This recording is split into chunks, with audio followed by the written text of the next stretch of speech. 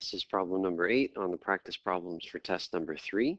Find the interval of convergence of the power series summation -1 to the n plus 1, x to the 2n minus 1 divided by 2n minus 1. So the technique for power series is the ratio test. So let's use that one.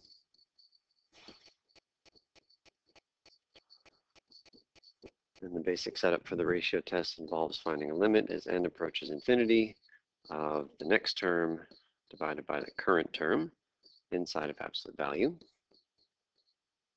We're going to write this limit a bunch of times.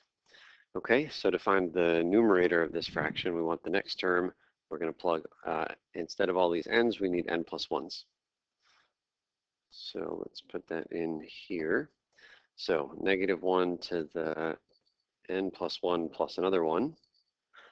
And then x to the 2n plus 1 minus 1 divided by 2n plus 1 minus 1. Again, every n becomes n plus 1. And then instead of now dividing by the current term, which is this entire thing, I'm going to just multiply by the reciprocal. So times 2n minus 1 goes here, x to the 2n minus 1 goes here. Where does the -1 to the n plus 1 go? I guess technically it's down here, but it hardly matters because it's inside of an absolute value, so it's going to disappear. Okay, big part of the ratio test calculation is this limit. So let's cancel a lot of stuff very carefully. Okay, first thing, I see a power up here that I need to really get a better handle on.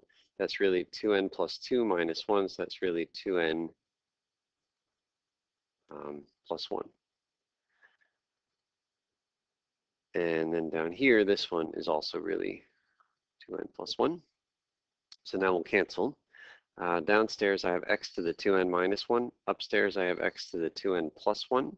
How many more x's are there upstairs? There are 2 of them. So upstairs, I have an x squared at the end. So let's write that down here. Absolute value. Okay, upstairs, there's an x squared. Upstairs also, there's a 2n minus 1. Downstairs, there's a 2n plus 1 that's in green. And I think that's it. I'm not going to write the -1s because the absolute value of -1 or +1 is just 1. So next thing we can do is recognize that the limit thinks that n is the variable, which means that x squared is a constant, and constant multiples can come outside of limits. So the only thing we need to find the limit of is 2n minus 1 over 2n plus 1. I don't need to put the absolute value anymore because everything here is positive. And I'm hoping we can figure out that this limit is just 1 without too much work. The highest power is a tie in this case, so the limit is just the quotient of coefficients, 2 over 2. So this is really just absolute value of x squared times 1, which is absolute value of x squared. And next thing to do is recognize that for the ratio test, if we want the series to converge, we need that big old limit that we just did to be less than 1. Ratio test always wants it to be less than 1.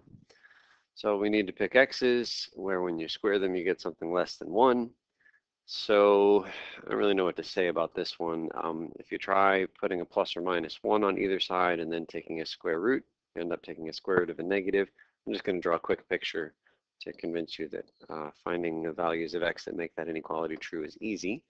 So here's the graph of x squared. Here's the graph of y equals 1. When is x squared less than 1? It's in between these two x values. So all of these numbers here are the answer to that inequality. And those numbers happen at 1 and -1. So our answer to this problem right here is all the x's between -1 and 1. It's not x squared anymore, it's just x. Okay, so that is largely the interval of convergence,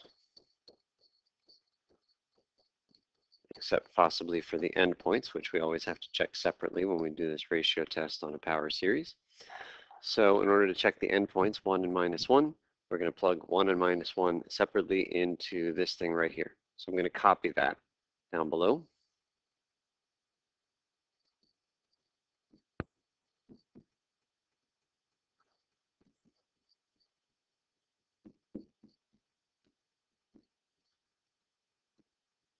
And now we're going to plug in x equals 1 and x equals -1.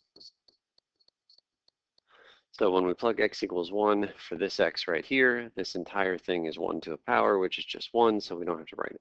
So it's just the summation of -1 to the n plus 1 divided by 2n minus 1. Let's go ahead and plug in -1. When we plug -1 into this thing, let's do that off on the side here. -1 to the 2n minus 1.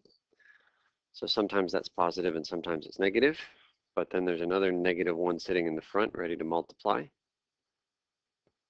And when I multiply these two things, what do we do with the powers? We add them. So this is really -1 to the, and then we add those powers, 3n.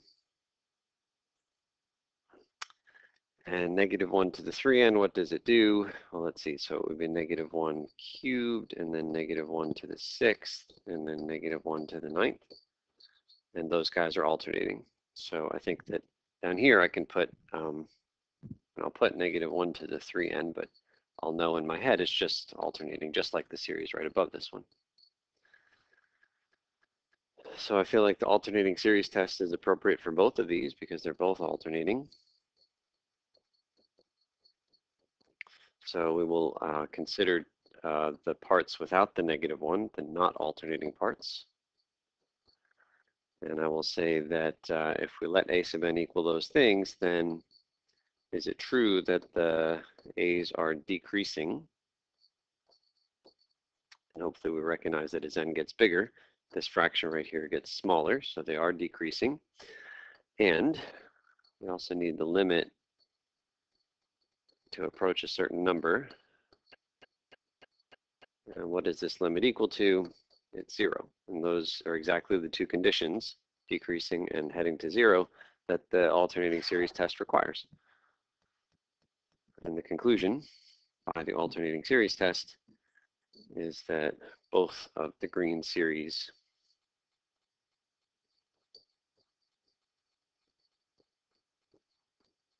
converge.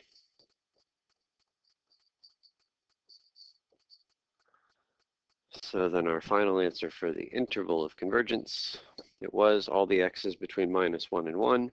Turns out that -1 and 1, the series converges for both of those. So that's our interval of convergence.